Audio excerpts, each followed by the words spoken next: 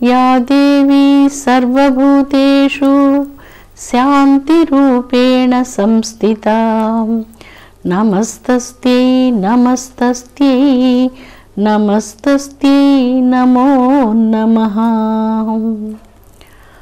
అమృతాత్మ స్వరూపులైన మీ అందరికీ మీ తల్లి అవ్యాజ్యమైనటువంటి మాతృప్రేమను అందిస్తూ ధీ అన్నటువంటి 17వ బీజమంత్రము చంద్రగాయత్రి బీజమంత్రం. ప్రాణివధ మహాపాతకాల నుంచి ఈ బీజమంత్రం రక్షణ ప్రసాదిస్తున్నది. మనోవిజయాన్ని, ఆత్మస్థైర్యాన్ని ప్రసాదించేటువంటి బీజమంత్రం. ఈ బీజమంత్రానికి మహర్షి అగస్త్య మహర్షి. ఈ బీజమంత్రం యొక్క వర్ణం పసుపు వర్ణం.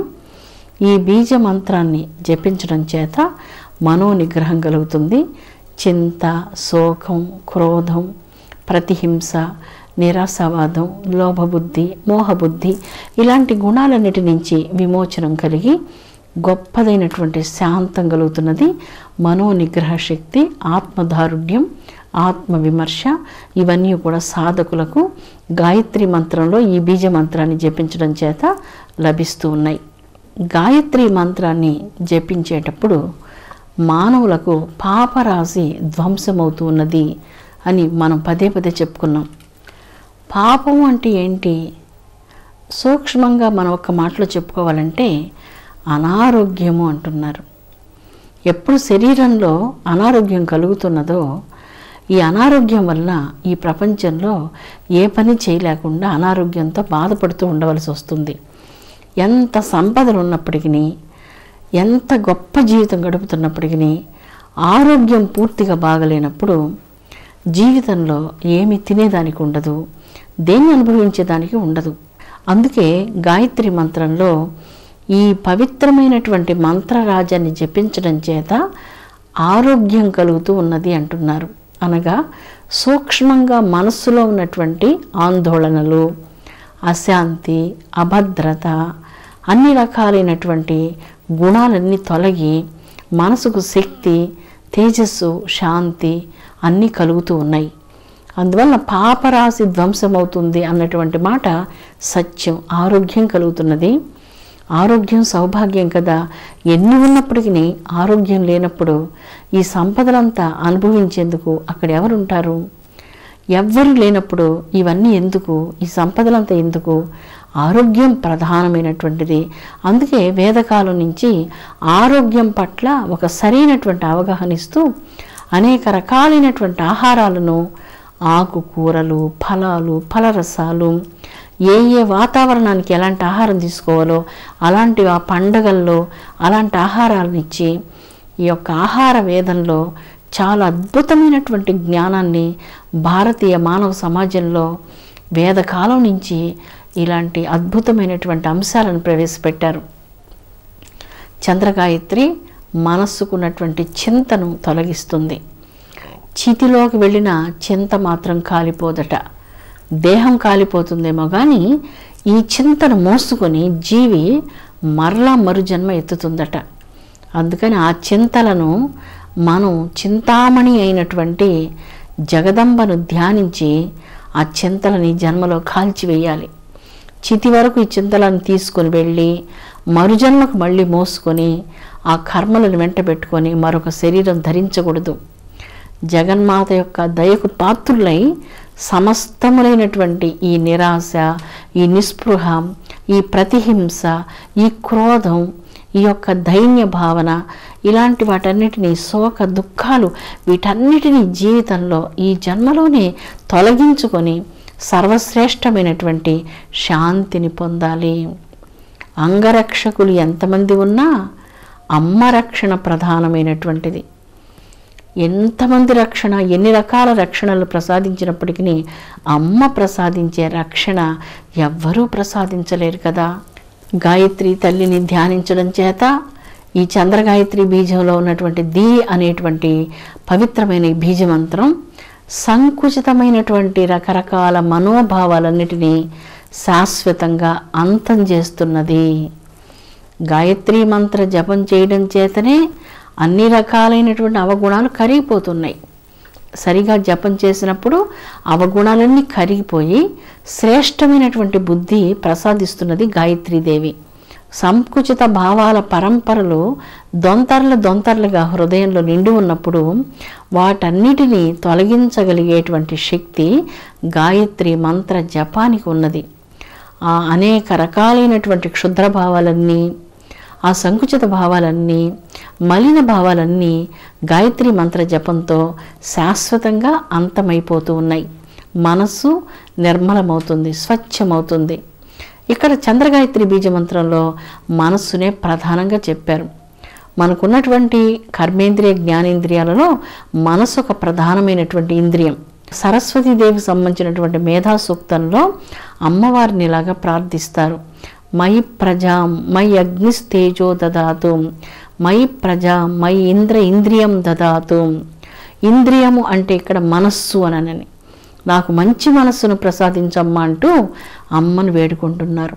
నాకు మంచి మనస్సును కావాలి, నీ దయ లేకపోతే నాకు మంచి మనసు రాదు, నా మనసు పరిపరి విధాలుగా పరిభ్రమణం చెందుతూ ఉంటుంది, అమ్మా నాకు మంచి మనసును ప్రసాదించంటూ వేదకాలం నాడే అద్భుతమైనటువంటి మేధాసూక్తంలో అమ్మను చాలా పవిత్రమైనటువంటి మనస్సును ప్రసాదించమని ఇక్కడ కోరుకున్నారు. మనస్సును ఒక ఇంద్రియంతో పోల్చి చెప్పి ఉన్నారు. మయి ఇంద్రియం దదాతు, నాకు పవిత్రాతి పవిత్రమైనటువంటి గొప్ప తేజస్సు కలిగిన మనసును ప్రసాదించు, మలిన గుణాలు ఉన్నటువంటి మనసు నాకు వద్దు అంటూ అమ్మను వేదమంత్రాలు కోరుకుంటూ ఉన్నాయి. లోకంలో మనం చాలా కష్టపడి పనిచేస్తుంటాం. నా మనసు చెప్పింది ఇది తీసుకోమని, నా మనసు చెప్పింది అక్కడికి వెళ్ళండి నేనని, ఇలాగా మనుషులు చెప్తూ ఉంటారు, మీరు వింటుంటారు కదా. లోకం మీకు ఇచ్చేది అలివి కానటువంటి దుఃఖంతో కూడినటువంటి సుఖాలను ఇస్తుంది లోకం. అదే అమ్మను ధ్యానిస్తే అమ్మ మీకు ప్రసాదించేది అలివి కానటువంటి ధర్మంతో కూడిన, శాంతితో కూడిన గొప్పదైన తేజస్సును మీకు ప్రసాదిస్తుంది. శాశ్వతమైనటువంటి ఐశ్వర్యాన్ని తల్లి ప్రసాదిస్తుంది. అందువల్ల మనసు ఇక్కడ అమ్మ పాద పద్మాలకు శరణ పొందినప్పుడు ఆ మనసు శాశ్వతమైనటువంటి ఐశ్వర్యాన్ని పొందగలుగుతుంది. అదే మనసు లోకాన్ని ఆశ్రయించినప్పుడు లోకం ద్వారా పొందేటువంటి సంపదలు అలివి కానటువంటి దుఃఖంతో కూడిన తాత్కాలికమైనటువంటి కొన్ని సుఖాలనే పొందగలుగుతుంది, కానీ శాశ్వతమైనటువంటి సుఖాలను లోకంలో నుంచి మనసు ఎప్పుడూ పొందలేదు. అందుకే అమ్మని వేదమంత్రాలు, అమ్మ నీ ఉన్న మనస్సు కావాలి, నీతో కూడిన మనస్సు నాకు కావాలి, నిరంతరం నీ పాదపద్మాలను స్మరించేటువంటి మనస్సు కావాలి అంటూ అలాంటి మనసును ప్రసాదించమని మేధాసూక్తంలో జగన్మాత వేడుకోబడుతూ ఉన్నది. మనస్సు ప్రపంచమనేటువంటి ఉత్తమ గ్రంథాన్ని చదవాలి. మనసు చాలా పుస్తకాలు చదువుతూ ఉంటుంది, అవన్నీ లోపల మనసులో పెట్టుకొని ఉంటుంది. నా మనసులో చాలా విశేషాలు ఉన్నాయి, చాలా తెలుసుకున్నాను అనుకుంటుంది. అవన్నీ చదవద్దని కాదు, ఇవన్నీ చదువుకుంటే కూడా మనసు చదవాల్సినటువంటి ఒక ఉత్తమ గ్రంథం ఉన్నది. ఆ ఉత్తమ గ్రంథం ఏంటి? ఆ ఉత్తమ గ్రంథమే ప్రపంచం అనేటువంటి గ్రంథం. ప్రపంచ గ్రంథాన్ని చదువుకున్నప్పుడు మంచి అనుభవాలు కలుగుతాయి, మంచి అపురూపమైనటువంటి జ్ఞానం కలుగుతుంది. కేవలం పుస్తక జ్ఞానం వల్ల మాత్రం అనుభవ జ్ఞానం కలగదు. అందుకే ప్రపంచం అనేటువంటి గ్రంథాన్ని మనసు చదవాలి అని మనం చెప్పుకున్నాం. శ్రేష్ఠ గురువు కావాలి మనకు. ఎవరు ఆ శ్రేష్ఠ గురువు? కాలం శ్రేష్ఠ గురువు. కాలానికి మించినటువంటి శ్రేష్ఠ గురువు మరి ఎవ్వరూ లేరు. కాలమే అనేక రకాలైనటువంటి పాఠాలను నేర్పించి అనేక రకాలైనటువంటి పరిపక్వతలను కూడా కాలం ఇస్తుంది. చిన్నతనంలో మనిషి మనసుకు పరిపక్వత ఉండదు, కొంచెం పెద్ద అయిన తర్వాత పరిపక్వత కలుగుతుంది. ఉదాహరణకి చిన్న ఆడపిల్లలు ఉంటారు, తల్లిదండ్రుల దగ్గర ఉన్నప్పుడు ప్రతి చిన్న విషయానికి అలుగుతూ ఉంటారు, భోంచేయకుండా ఉంటారు, పలకకుండా ఉంటారు, ఒక గంట సేపు అలా చేస్తుంటారు. మళ్ళీ తల్లిదండ్రులు వెళ్ళి బ్రతిమలాడుకున్నప్పుడు వాళ్ళు మళ్ళీ వచ్చి భోంచేయడం, మళ్ళీ అన్ని పనులు చేస్తుంటారు. అదే వాళ్ళు వివాహమై అత్తగారింటికి వెళ్ళినప్పుడు అక్కడ ఈ పనులన్నీ చేయరు. చిన్నప్పుడు చేస్తున్నటువంటి వాళ్ళు అక్కడెందుకు చేయడం లేదు? అక్కడ చేస్తే ఒప్పుకోరు కనుక. తల్లి దగ్గర స్వతంత్రం ఉంది, తన కన్న తల్లి కనుక స్వతంత్రంతో ఇలాంటి పనులు ఎన్ని చేసినప్పటికీ తల్లి ఒప్పుకుంటుంది. అదే అత్తగారింట్లో ఇలాంటివన్నీ కూడా ఒప్పుకోరు, ఎటువంటి పరిస్థితుల్లో వాళ్ళు అంగీకరించరు. అందుకని పరిపక్వత తనకు తానే తెచ్చుకొని అక్కడ అలాంటి పనులు చేయకుండా జాగ్రత్త పడుతూ ఉంటుంది. ఇలాగ కాలం అనేటువంటి గురువు చాలా రకాలైనటువంటి పాఠాలను నేర్పిస్తూ ఉంటుంది. నేను ఎవరిని లెక్క చేయను అంటూ ఉంటారు, కానీ ఉద్యోగానికి వెళ్ళిన తర్వాత అక్కడ ఆఫీసర్ని లెక్క చేయాలి కదా, వాళ్ళని గౌరవించాలి కదా, లెక్క చేయకుండా ఎలాగుంటారు? అలాగా సమాజంలో మొదట ఒక రకంగా ఉన్నప్పటికీ కాలంలో చాలా రకాలైనటువంటి పరిపక్వతలను నేర్చుకొని కాలం నేర్పించే పాఠాలు మనుషులు చాలా నేర్చుకుంటారు. అందుకే వేదం కాలాన్ని శ్రేష్ఠ గురువుగా వర్ణించింది. అందువల్ల మనస్సు అనేక రకాలైనటువంటి మార్పులకు లోనవుతూ ఉన్నది. చంద్రుడు ఈ మనస్సుకు ప్రధానమైనటువంటి కారకుడు. చంద్రమా మనసో జాతః. మనస్సు చంద్రకాంతి ప్రభావానికి లోనవుతూ ఉన్నది.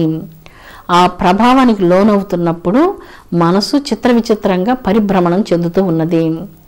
క్రమంగా కాలం అనేటువంటి శ్రేష్ఠ గురువు నేర్పించేటువంటి పాఠాలను నేర్చుకుంటూ ఉన్నది. పరిపక్వతను తనకు తానే సంతరించుకుంటూ వస్తున్నది మనస్సు. ఉత్తమోత్తమైనటువంటి ప్రబోధాలను మనస్సు హృదయంతో వినాలి, వినయంగా స్వీకరించాలి. వినయం చాలా గొప్పది, శ్రేష్టమైనటువంటిది. మన శరీరాన్ని విద్య వలె అలంకరించే భూషణం ఏది లేదు అని మనం చెప్పుకున్నాం. ఎన్ని భూషణాలున్నా మనిషికి నిజమైన అలంకారాన్ని అవి ఇవ్వలేవు. విద్య, వినయం ఈ రెండు భూషణాలు మనిషికి చాలా గౌరవాన్ని, చాలా తేజస్సును, చాలా పవిత్రతను ప్రసాదిస్తాయి. విద్యకు అలాంటి శక్తి ఉంది, వినయానికి మరింత శక్తి ఉంది. విద్యకు వినయం కూడినప్పుడు మరింత శక్తివంతులవుతారు, మరింత అంతఃసౌందర్యాన్ని పొందగలుగుతారు.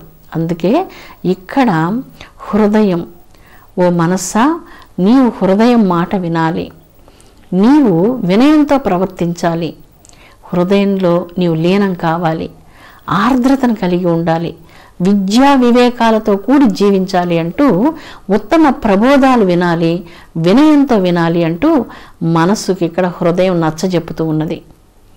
హృదయం మాట మనసు వినదు. ఎప్పుడైనా అంతరంగంలో ఒక ప్రబోధం వస్తుంది, దానిని పెడచెవిని పెడుతుంది మనస్సు.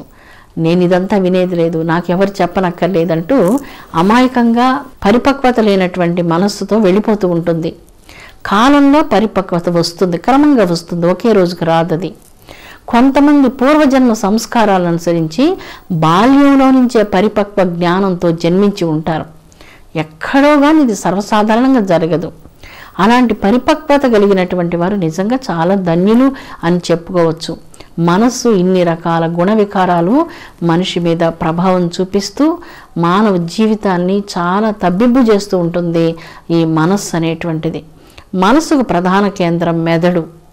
మనసు అసలు మన శరీరంలో ఎక్కడ ఉన్నది అన్నప్పుడు శాస్త్రజ్ఞులకు తికమక కలుగుతూ ఉంది. ఎక్కడ ఉన్నది? పాదాల్లో ఉన్నదా, మోకాళ్ళలో ఉన్నదా, అరిచేతుల్లో ఉన్నదా, కంఠస్థానంలో ఉన్నదా, కళ్ళల్లో ఉన్నదా, మెదడులో ఉన్నదా, ఎక్కడున్నది మన మనస్సు అన్నప్పుడు దానికి సరైన సమాధానం చెప్పలేకపోతున్నారు. వేద సంస్కృతి లాగా చెప్తుంది. మానవ జీవితంలో షట్చక్రాలను గురించి మనం చెప్పుకున్నప్పుడు మన రెండు కనుబొమ్మల మధ్యలో ఆజ్ఞ అనేటువంటి ఒక చక్రం ఉన్నది. ఇది రెండు దళాలతో కూడినటువంటిది ఈ ఆజ్ఞా చక్రం. శిశువు గర్భస్థ శిశువుగా ఉన్నప్పుడు, కన్న తల్లి గర్భంలో ఉన్నప్పుడు 6వ నెలలో మనస్సు ఏర్పడుతూ ఉంది. 6వ నెలలో ఈ ఆజ్ఞా చక్రం ఏర్పడుతూ మనస్సు ఏర్పడుతూ ఉంది, మనస్సు ప్రవేశిస్తూ ఉన్నది శరీరంలో. కాబట్టి ఆ సమయాల్లో కొన్ని మంచి గ్రంథాలు చదవడం, మంచి మాటలు వినడం, క్రైమ్గా ఉండేటువంటి విషయాలు కానీ, నెగిటివ్గా ఉండేటువంటి విషయాలు కానీ ఇలాంటివి చూడడం, వినడం మంచిది కాదన్నమాట. ఇవన్నీ గర్భస్థ శిశువు మీద ప్రభావం చూపిస్తూ ఉంటాయి. అందుకని ఒక తల్లి మంచి వాతావరణంలో ఉండి మంచి మాటలు వింటూ పవిత్రమైనటువంటి భావాలను కలిగి ఉన్నప్పుడు శిశువు 6వ నెల నుంచి తల్లి గ్రహించే భావాలన్నీ శిశువు కూడా గ్రహిస్తూ ఉంటుందంటూ మన యోగశాస్త్రం మనకు చెప్తూ ఉన్నది. ధైర్యం, అధైర్యం. ధైర్యానికి అధైర్యానికి మధ్యలో ఒకే ఒక అక్షరం ఉంది. అధైర్యం కలిగినప్పుడు మనస్సుకి వెనకకు లాగుతూ ఉంటుంది. వెళ్తామా వద్దా, మాట్లాడాలా వద్దా, ఏం చేయాలి, సతమతం అవుతూ ఏమీ చేయలేకుండా అధైర్యంతో కాలు వెనకకు లాగేస్తూ ఉంటుంది. ధైర్యం, విక్రమార్కుల్లాగా ధైర్యంతో ముందుకు సాగి వెళ్ళిపోతూ ఉంటారు. ధైర్యం విజయాన్ని ఇస్తుంది, అధైర్యం అపజయాన్ని ఇస్తుంది. ఈ రెండిటికి కారణం మనస్సే. మనస్సు శక్తివంతం కావాలంటే దైవధ్యానం కావాలి. గాయత్రి మంత్రం జపించేటువంటి వాళ్లకు ఎప్పటికీ అధైర్యం ఉండనే ఉండదు. వారి జీవితంలో అధైర్యం అనేటువంటి ప్రశ్న ఉండదు. అన్ని విజయాలను వాళ్ళు సాధించగలరు. వారి మనోదారుఢ్యం అసమానంగా ఉంటుంది, అద్భుతంగా ఉంటుంది. ఇంకా మనం చెప్పుకోవాలనుకున్నప్పుడు మానసికమైనటువంటి పరిపక్వతను ప్రసాదించేటువంటిది, బుద్ధిశక్తిని బాగా జాజ్వల్యమానంగా తరలింపజేసే శక్తి గాయత్రి మంత్రానికి ఉన్నది. మానసికమైనటువంటి పరిపక్వతలో అస్థి నాస్తి అనేటువంటి భావాలకు అక్కడ చోటు లేనే లేదు.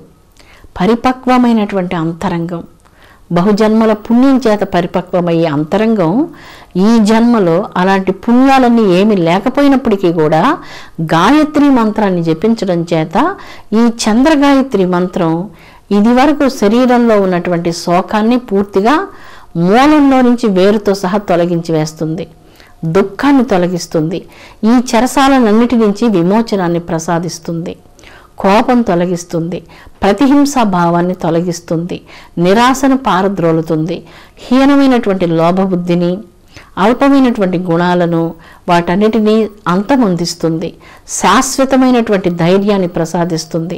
ధైర్యం జీవితంలో విజయాన్ని ఇస్తే అధైర్యం ప్రతి అడుగును వెనకకు వేస్తూ జీవితంలో అపజయం అంకకు తీసుకుని వెళ్ళిపోతూ ఉంటుంది. గాయత్రి మంత్రాన్ని మీరు ఎప్పుడైతే జపిస్తూ ఉంటారో మీ జీవితంలో అపజయము అనేటువంటి అపశృతి జీవితంలో ఎన్నటికీ ఎదురు కాదు. అమృతాత్మ స్వరూపులారా, పవిత్రంగా ఉండాలి మన మనస్సు. ఎప్పుడైతే ఆ మనస్సును అమ్మ పాద పద్మాలకు మీరు సమర్పిస్తారో మీ మనస్సు అమృత స్వరూపం అవుతుంది. పంచిపెట్టే కొలది ఆత్మీయత అందులో చాలా గొప్పగా అలా ఊరుతూ వస్తుంటుంది. నీటి చలమల్లో నీరు ఊరుతూ ఉంటుంది. ఎంత నీటిని తోడినప్పటికీ మరల నీరు అక్కడ ఊరి ఉంటుంది.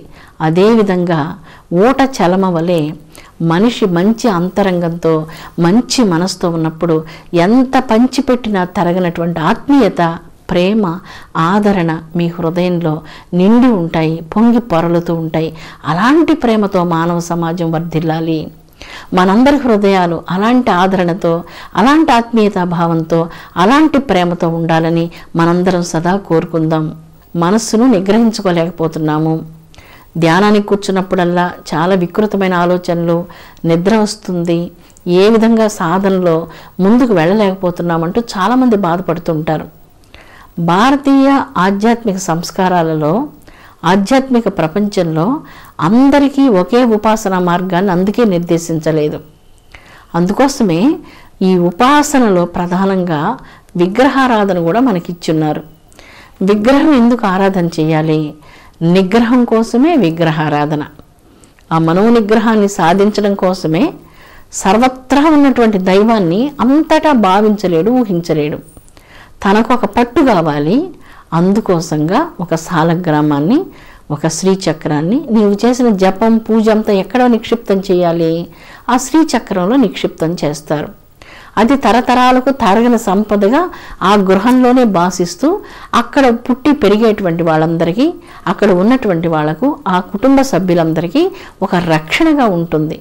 అందుకోసంగా నిగ్రహం కోసమే ఈ విగ్రహారాధన సాంప్రదాయాలు మన భారతీయ హిందూ సమాజంలో మనకు ప్రత్యేకంగా నిర్దేశించబడ్డాయి. పవిత్రాత్మస్వరూపులారా, నిండు మనసుతో అమ్మను పిలవండి, ఆర్ద్రతతో అమ్మను పిలవండి, భక్తితో పిలవండి. మీ పిలుపు విని అమ్మ నిలబడలేదు, రాకుండా ఉండలేదు. బిడ్డ హృదయపూర్వకంగా కన్నీళ్లతో కష్టంలో పిలిచినప్పుడు ఎంత దూరంలో ఉన్నా, మణిద్వీపం ఎంత దూరమైనా ఉండని, చాలా దూరంగా ఉండని, నీ హృదయాకాశంలో వెంటనే ప్రత్యక్షం అవుతుంది. నీ పిలుపు విని వెంటనే చేయూతను అందిస్తుంది. అన్ని రకాలైనటువంటి జీవితంలో అగాధాల నుంచి పైకి తీసుకుని వచ్చి రక్షణను ప్రసాదిస్తుంది, శాశ్వతమైనటువంటి శాంతిని ప్రసాదిస్తుంది. అమ్మ ప్రసాదించే ఆదరణ ఇలాంటిది నన్ను మాటలతో వర్ణించలేనటువంటిది. తల్లి అనుగ్రహించే శాంతి ఇలాగ ఉంటుంది నన్ను వర్ణించలేనటువంటిది. పూజ, ప్రార్థన, ధ్యానం, జపం, శరణాగతి భావన పొందినటువంటి మీకే తెలుసు అమ్మ యొక్క హృదయం ఎలాంటి కరుణార్ద్ర తరంగాలతో పొంగి పొరలుతూ ఉంటుందో. అందుకే హృదయపూర్వకంగా పిలవండి, ఆర్ద్రతతో అమ్మను ప్రార్థించండి.